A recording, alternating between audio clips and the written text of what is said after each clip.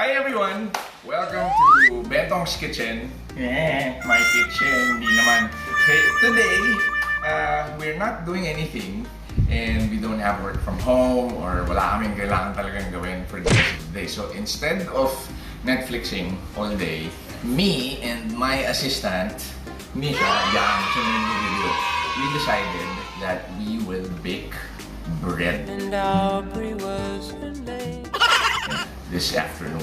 Okay? So, if you're like us, na wala kayong gagawin for today, or you're in between your work from home tasks and responsibilities from work, or isa kayo dun sa mga maraming tao na all of a sudden naging panadero because of the quarantine, I invite you to stay and wait up because baking of this bread is up next.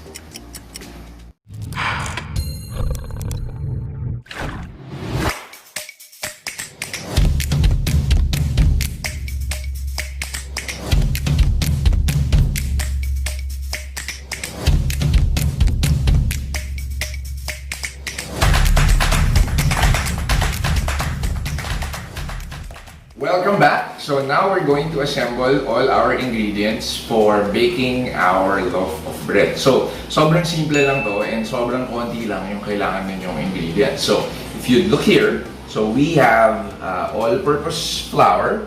You can also use bread flour. Tapos, meron tayong warm water, 1 cup. And then we have our salt, our yeast, vegetable oil, and also your sugar, white sugar. Now, if you happen to have polenta or corn flour lying around your house, you might want to use that later when we're going to knead our bread. Okay, so mix na natin yung ingredients para makapag-bake na tayo.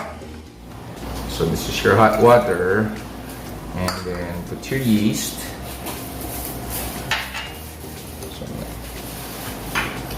A little bit until it becomes a little bit frothy, and then put a little bit of your sugar first. Huwag naman ang ubusin. So normally, if you're using active dry yeast, kailangan mo siyang i-proof, no? So mga 5 minutes yun. Kaya lang, ang ginagamit naman natin ay instant yeast. So actually, dapat hindi ko na nga ito ginaganto. But I wanted to show it to you para lang when you are using active dry yeast that needs proofing. Okay, so what you can do now is pwede mo nang ilagay the rest of these ingredients. So put the sugar, mix it well, and then your vegetable oil. For your salt, you can actually use any table salt. Okay, pero syempre ako ginamit ko Himalayan para social, di ba? Saka medyo pink. Hindi natin alam kung meron siyang healing properties. Now that that's done, we're gonna put the flour a cup at a time. Well, in my case, I'm using half a cup lang muna. So put it there.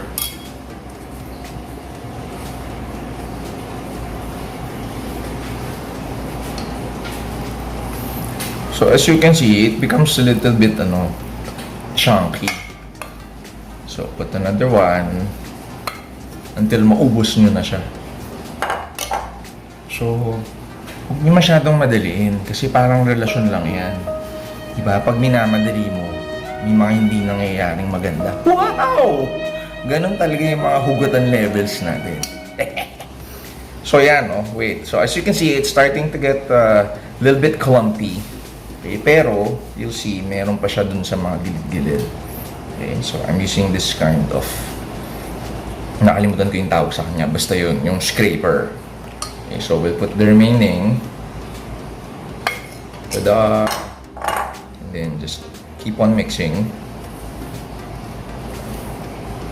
You may want to add a little bit more water if you think that it needs it. Okay, pero if you just stick to the recipe, I don't think anything will go wrong.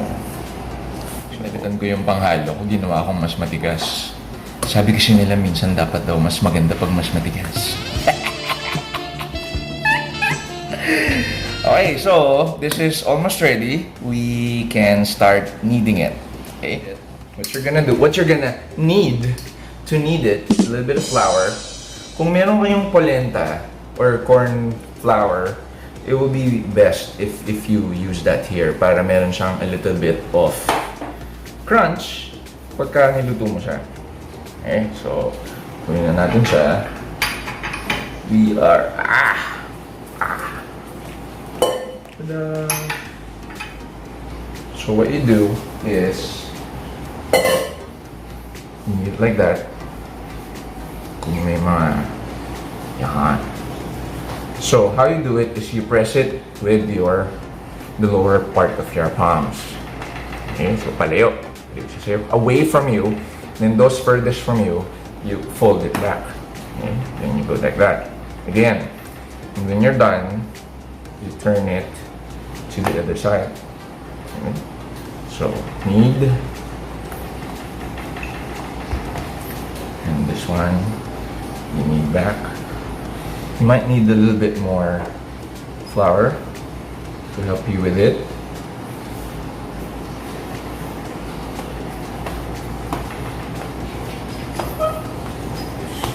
So the purpose of this is kailangan mong i-aerate siya.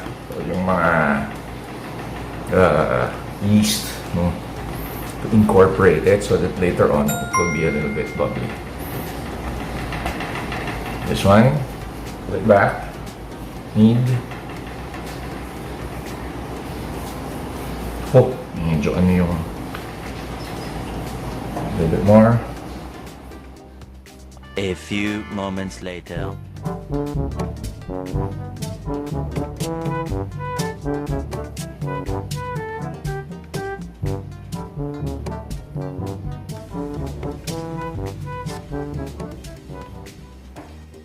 Meanwhile, Yes, this is your bloopers.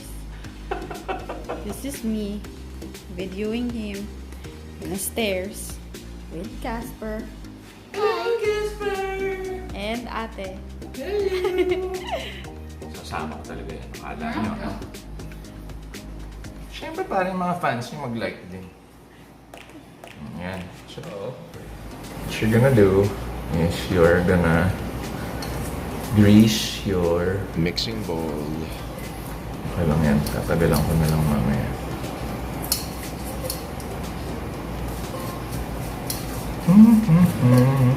And then, I'm gonna get this and then put it there. And then, turn it a little bit para makotan siya ng oil. And what we're gonna do, so remember the size of that, ah. We're gonna put it there. And then, you're gonna need a damp cloth. You need a damp cloth and then cover it. Not too tightly. Sakto lang. Huwag mo siya masyadong sisikipan kasi baka masakal siya sa pagmamahal mo. Yan. So, babalikan natin yan. So, what we're gonna do is we're gonna wait for at least an hour, or if you have more time, you can do 2 hours to wait for it to rise. So, huwag nyo siyang gagalawin. Huwag kayong magmadali. Do not open it. Okay, and then in about an hour and a half, we're gonna check how much it's already risen. So, we'll be back. Okay, so it's been an hour and a half, a little over, and it's the first time that we're gonna see kung nag-rise ba tong ating dough. So, tingnan natin. You remember kanina kung gaano siya kaliit, di ba? So now, tada! So, ang gagawin natin, kailangan mo siyang i-punch ng konti sa gitna. Yun. So, what we're gonna do is i-knead natin siya ulit ng mga about 1 minute. Tapos, after that, pwede na natin siyang i-bake. Okay, so after you've kneaded it for about 1 minute, what you're gonna do is you are going to put it in one grease pan. Iisip ko pa kung anong gusto kong shape niya eh. Siguro, gawin natin, ano ba maganda? Gusto niyo ba pa ganyan?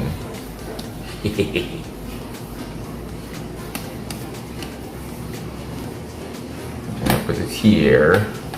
May grease pan. Tapos, what we're gonna do is, we're gonna wait for it to actually rise na naman. Diyos ko, ang dami talagang hintayan. Talagang pag gumagawa ka ng bread, para kang nanliligaw. Masyado kang masigasig and patient. So that's what we're gonna do. We're gonna habaan pa natin ng konti. Para lang mas madami. So there, we're gonna leave it there for about 30 minutes. And then, hopefully it's gonna rise some more bago natin siya ilalagay sa oven later.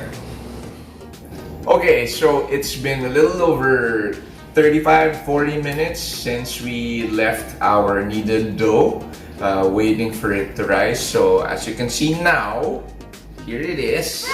So, medyo umansang na siya. Nag-double na yung size niya. Okay, and then earlier on, off-cam, naglagay ako ng a little bit of some herbs para lang maarte lang siya ng konti, di ba? So, we've already preheated the oven to 175 degrees Celsius. That's about 350 degrees Fahrenheit. Tulino ko, di ba?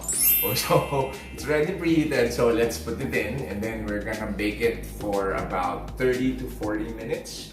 And then we're done with this amazing bread. Follow me. Yan! Iing na niya! Yan. There.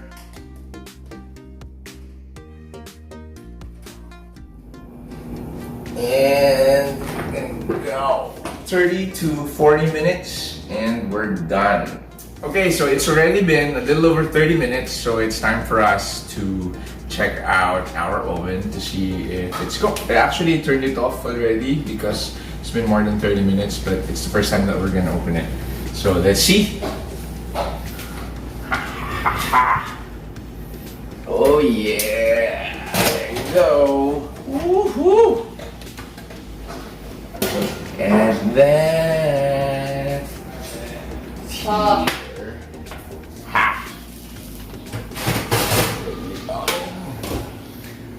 So we'll let it sit there for a while and then we're gonna cut it later. Okay? Okay, so it's time for us to slice the bread and see what's inside.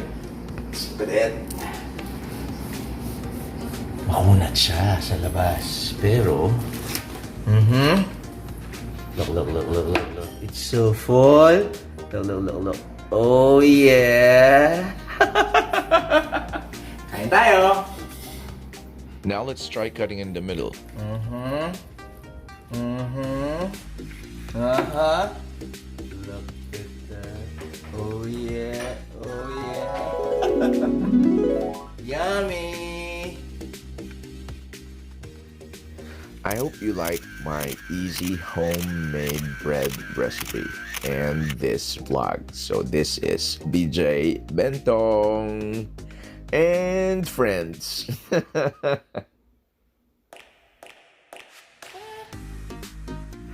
If you like the video, click like, share it on your social media, and if you haven't yet, click subscribe and that bell.